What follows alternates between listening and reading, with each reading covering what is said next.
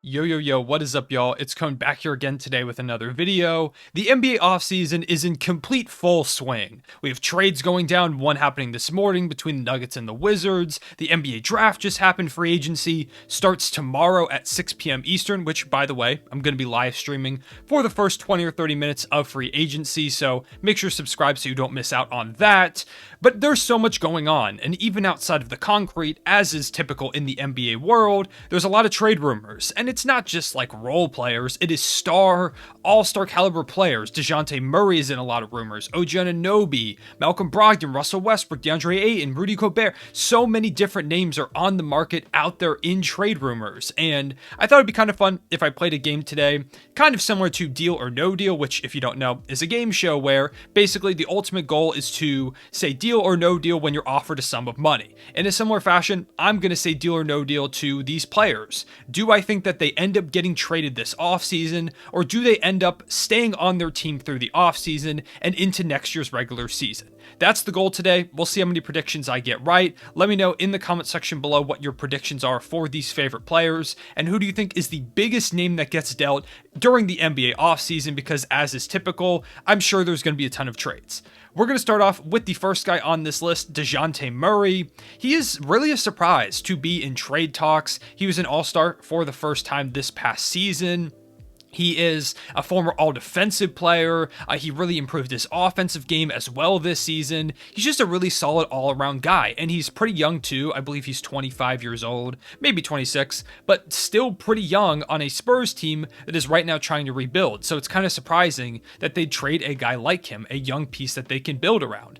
But this upcoming draft is stacked, and the Spurs are kind of in a little bit of that middle ground. So if they do want to tank, deal him for a few first-round picks, I understand that. So with all that being said, I'm going to go deal for DeJounte Murray. I think he gets traded. There's rumors that it could be to the Atlanta Hawks. That's a team that has come up a lot. There's rumors that if the Knicks, well, more so when the Knicks get Jalen Brunson at this point, they could maybe look to pick up Murray as well to pair with him in the backcourt. There's just too much interest, and it seems like a name like that doesn't suddenly appear on the trade market without a little bit of smoke, so I do think DeJounte Murray gets dealt.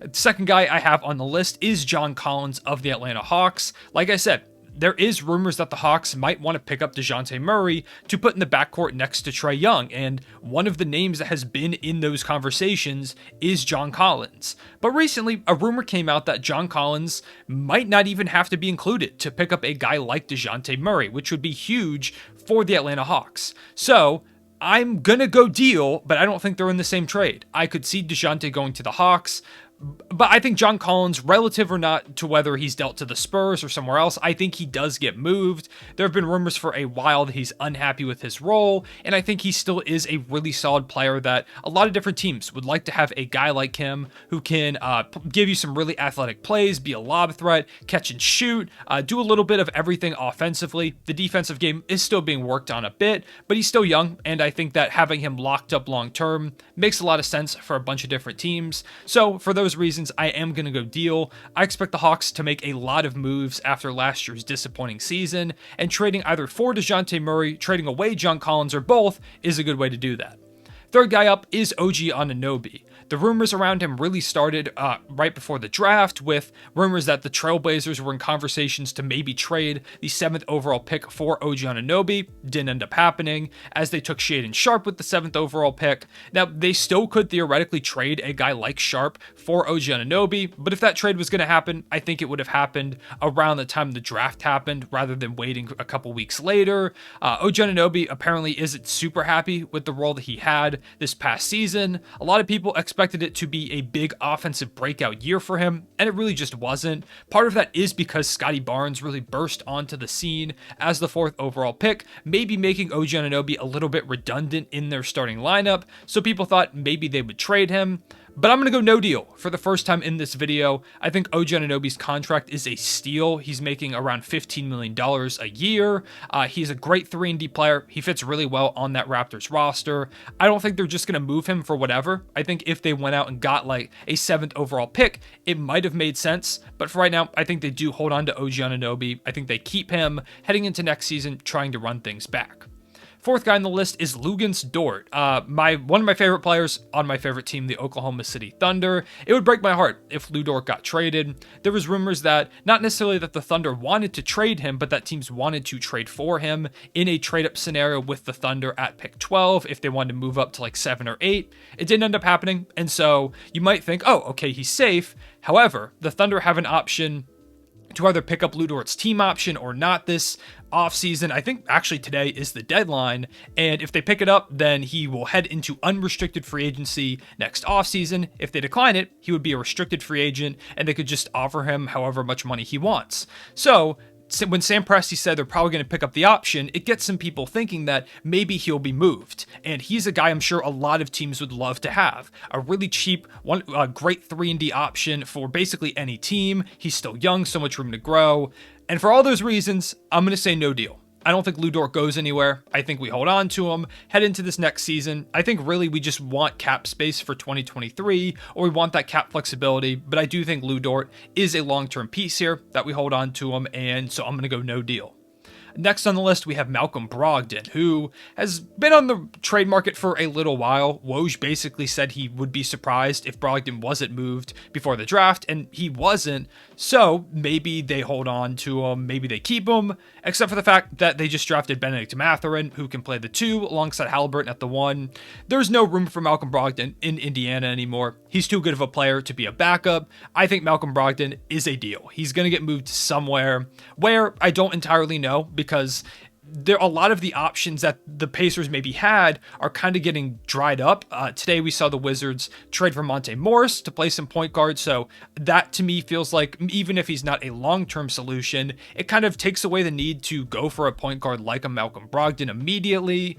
You've got the New York Knicks, who were a rumored suitor. They're going to bring in Jalen Brunson, so it's going to be a little bit tougher to deal him, but I do think the deal still gets done, even if the Pacers have to settle for a little bit less than maybe what they wanted in the past. Another name that has come up a ton, really since like the trade deadline of this past year, is Russell Westbrook. My favorite player of all time. It hasn't really worked out for him in a Lakers uniform. There are rumors over the last few days that maybe Kyrie Irving ends up going to the Lakers and then Russ gets traded, whether that's in a sign-in trade or whatever. Didn't happen. Kyrie's going back to the Nets, and so Russ is kind of just stuck here. And ultimately, that's part of why I think there is no deal to be made here. I don't really see the Lakers giving up additional assets to dump Russ's contract. I don't see a team taking on that contract without taking in additional assets, so I don't see it happening. And also, cap space is drying up. Really, the only team at this point that could help the Lakers out is the Thunder, and I'm not quite sure that we're going to do that unless the Lakers are offering a first-round pick or 2, which, like I said, I don't see them end up doing. So I think the Lakers hold on to Russell Westbrook for this upcoming season. Maybe he's dealt at the deadline or at some point during the season, but at least heading into the season, I think he's still there. Next on the list is DeAndre Ayton, another guy who, if I told you a year ago he'd be on the trade market, you'd probably be pretty surprised. You might have thought that he formally requested a trade, not that the Suns are kind of just ready to move on from him. There's been tension in the locker room apparently due to his role, and so it kind of seems like they're moving away from a deal. He is a restricted free agent, so it would have to be a sign and trade, which I do think happens. I think it's a deal here. DeAndre Ayton is going to get dealt to some team. I'm not quite sure who. If Kevin Durant wanted to leave, then maybe there could have been a sign and trade there with DeAndre Ayton going to Brooklyn and Durant going to Phoenix, which I'm sure the Suns would have loved. One of my favorite fits is the Pacers. He could go there for like a Miles Turner and like a Buddy Hield or a Malcolm Brogdon or something like that. Just someone to come in and help that Suns team. That's a team I liked a lot. The Pistons were a rumored team, but now today they traded for Nerlens Noel. They've got Jalen Duren. They've got Isaiah Stewart, Kelly Olynyk. I don't think it's going to happen. There's just not enough room there. And it seems like they've shifted their priorities to Miles Bridges. So I really don't know who Ayton goes to, but I think he does end up getting moved. So that's a deal. Next up on the list, and our second to last guy, is Rudy Gobert. Gobert, since the Jazz's disappointing end to the season, has been kind of the centerpiece of circulating trade talks amongst teams about the Utah Jazz. Of course, you've got Gobert and Mitchell, and for me, I feel like the most likely of the two to get moved is Rudy Gobert, so I'm going to go deal. I don't see them going into this season just running things back. I think it was clear it didn't work. They could make improvements just around the edges, But I hope they realize that that's not going to be enough with how good the Western Conference is. I think you've got to move one of your two stars, if not both of them. I've been in the camp that says they should probably move both, get a lot of value for those two guys, and try and do a rebuild. They're not going to do that, so I think that they do end up trading Rudy Gobert. Teams rumored to like him, like the Chicago Bulls are rumored to like him a lot. The Phoenix Suns maybe would do a sign-in trade with DeAndre Ayton for Rudy Gobert to bring in a rim protector and someone who can catch lobs from Chris Paul. That could be kind of fun. Or maybe a team like the Pacers who want to bring in a rim protector, maybe even like a Hornets, a Raptors. There's a lot of teams that could have interest in him. It's just a matter of who ends up giving up the pieces that the Jazz ask for, but I do think it gets done. I think Gobert gets dealt.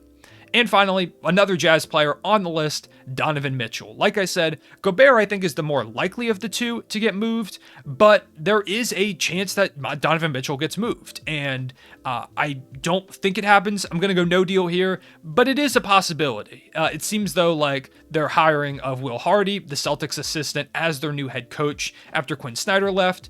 Apparently, part of the reason why he got that job is because he brought in this great vision for how to play along Donovan Mitchell as their centerpiece, so I don't think he gets moved. It is a possibility, but I'm going to say that Donovan Mitchell stays put on the Jazz for at least another half season or season.